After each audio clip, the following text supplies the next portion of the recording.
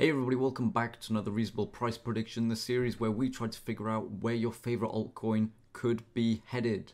Today we're looking at Cardano, and we're going to take a much more simple, basic approach to how we cover the coin. Just take a look at a few very basic metrics, starting off with this blue arrow, which shows us how long Cardano took to go from its all-time high of that cycle down to its all-time low, or its low for that cycle for the final time.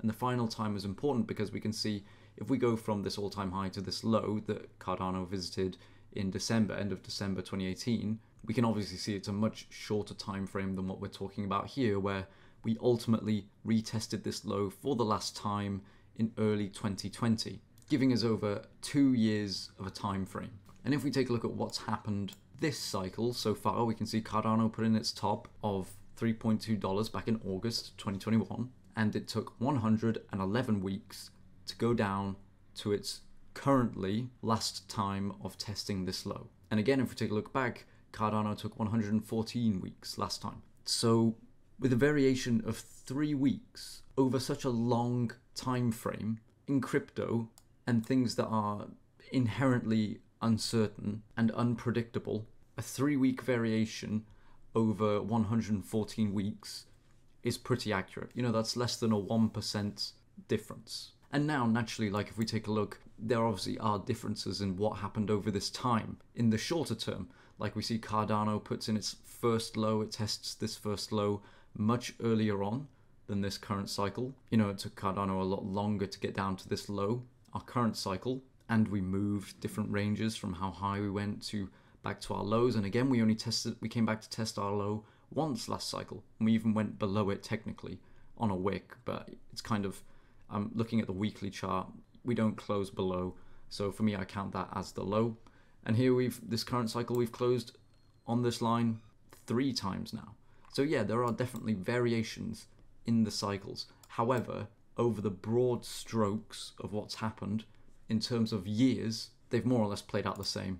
And even in terms of the positive moves followed by the negative moves that we've seen. We can see 2019, Cardano had a pump, and we talk about the mini bull run every 4 years that we get. And if we go to 2023, we can see Cardano had a mini pump 4 years on from the mini bull run that we had previously. And then what happened after that? About a year later, give or take, just in and around the end of 2020, Cardano has a bit of a revival.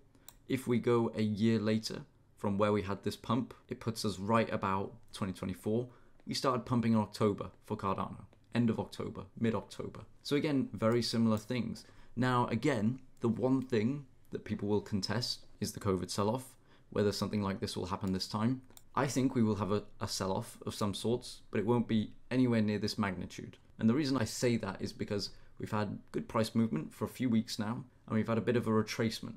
And if you want to kind of assume what Cardano would have looked like without the COVID scare, if that had never happened, we could have potentially just had a bit of a pull down, like this maybe, over a longer period of time, and then continue to rally up and put in this dome. Now I'll come back to this dome later, because that's also something that could be potentially playing out, but we'll talk about it, and I personally don't think it is. I think we're more likely seeing just a bit of a pullback during the time when COVID happened, so instead of a small pullback, we had a huge crash. And if we take a look, it is kind of a similar time frame from this low.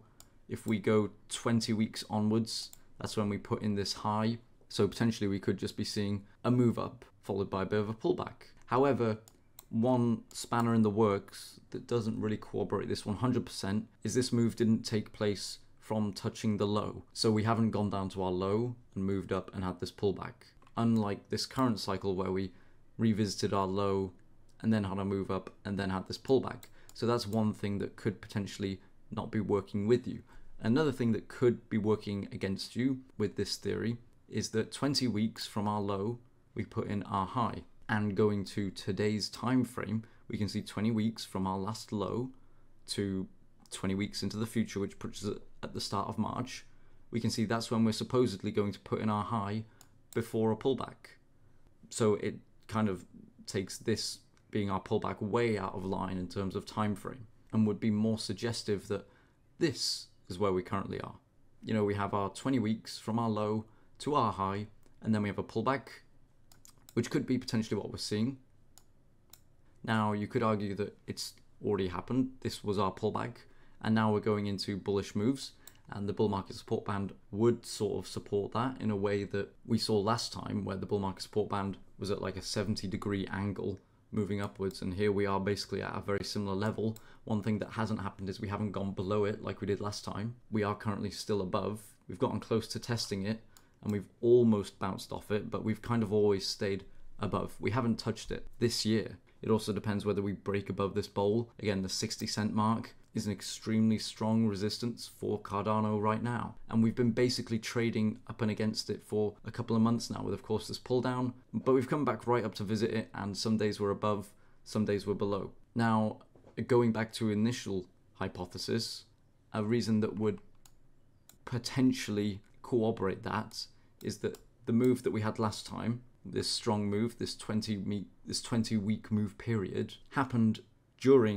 before, during, and after the halving. Basically split right down the middle by the halving.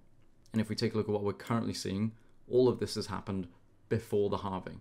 And for me, I think this is important. It could be the sign of a more intelligent market, realizing that prices usually go up after the halving. So a lot of people are buying now before the halving. And because of this, we might see a worse move after the halving. It might change things up quite a lot.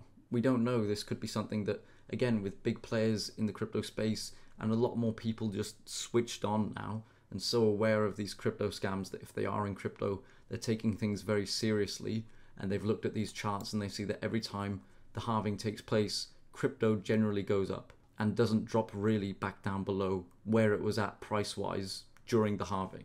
So this could have caused a big buy-up before the halving, only for that buying power to disappear as everyone thinks they've gotten in early and we have a strong pullback. It could also just be because of the spot Bitcoin ETFs that have within the last few weeks been causing huge amounts of buying pressure in Bitcoin.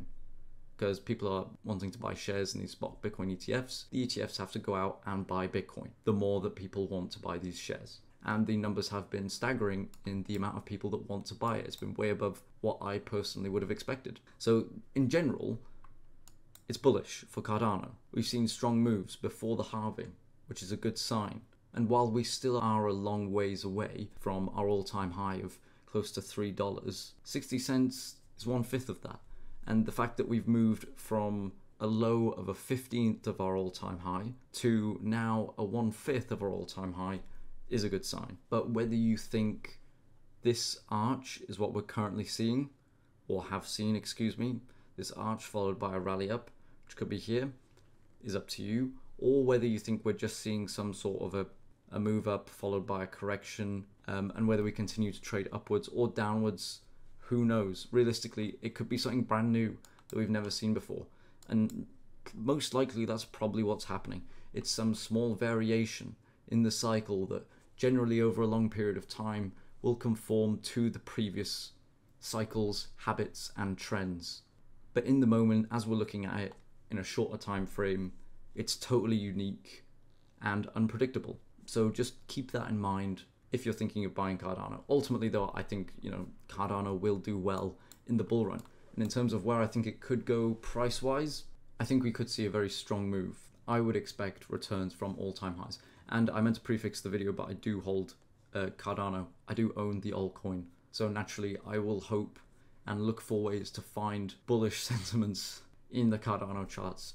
There's a very good chance Cardano goes to zero or never rallies up. I hope that doesn't happen. I don't think that will happen, but my bias could be clouding me. I don't know, just so you guys are completely aware. Anyway, taking a look at the Bitcoin pair, we can see that it's very much the same as the last video, but of course this will be more updated. What we spoke about last time was basically that we came and found a support last cycle at this 450 Satoshi level, and we spent a long time bouncing off that, basically up until the halving. And we compared this move here, this strong move here that we experienced back in January of 2020 to what we were currently experiencing in basically end of 2023, December 23 to current day. The most interesting thing about this is if we zoom in, we see this strong move that we were comparing to that did tend towards the end of ADA spending its time at this green support level of 500 Satoshis. It was actually the last time that ADA touched this 500 Satoshi range, 450, excuse me, before rallying up into the halving. If we come back and take a look now, we can see that we are quite a strong ways away from the new green band, which is about 850 Satoshis. And we can see it's actually been holding its bull market support band, whereas before, if we zoom in, ADA was going all over the place, up and below, above and below its bull market support band. Currently, we've been riding it and bouncing off it. Now, we have been trending downwards the last few weeks, and we are currently sat in the middle of it, so we very well could break below. As of recording, it's Friday for me, UTC, so over the next few days, there could be bearish news in the crypto space, or just a lack of bullish news, and we see the price close below this bull market support band and we drop below. There's really no way of knowing, and ultimately kind of depends on the sentiment of the crypto space in the next week. If it does have a close or an open below, there is probably a good chance that we will see some sort of a pullback, whether that's to these local supports or resistances that we put in previously, or we drop like a rock straight down to this 850 Satoshis. I don't know. A part of me doubts very much us coming back to here, but it's definitely not off the table. And we can see a lot of altcoins don't do brilliant leading up to the halving. And now, current cycle is a bit of a contradiction, because since November we've been basically rallying up and we've been above our bull market support band. But nothing lasts forever. Maybe this current trend lasts for years, maybe it ends tomorrow. Again, very hard to say. But what we do know is it has played out pretty similarly to before in terms of how far it's moved from its lows to its highs, how long it's spent in this range, and what it did leading up to this range, like the strong downward moves. For me, on the Bitcoin pair, I would look for when Cardano is above 3,000 sats. That is historically, during the last two cycles, that ADA has entered its sort of bullish territory.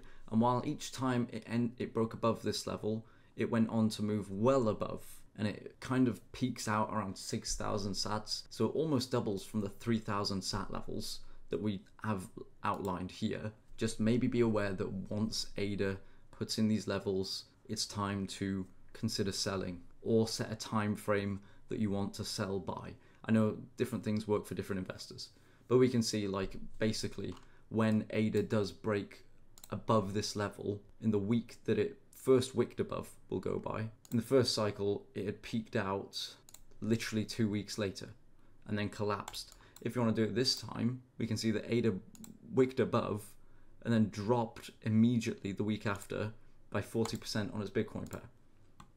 But the second time it went up, again, it was a very similar story. Literally 1 week later, and ADA was up 66%, you know? So it either kind of explosively moves above, or it does a fake out and drops 40%. It's very hard to say. To be honest with you, if you did well here and sold 33% above at like a 4,500 Satoshi level on your Bitcoin pair, I'd be pretty happy with that personally. But again, that's something for you to explore yourself and figure out what kind of risk you're comfortable taking.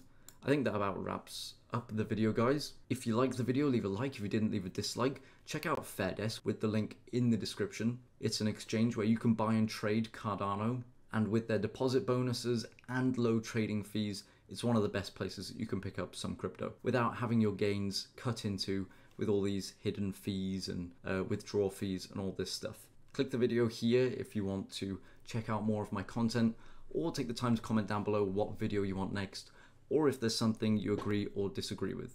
Thanks very much, guys. Take care and peace.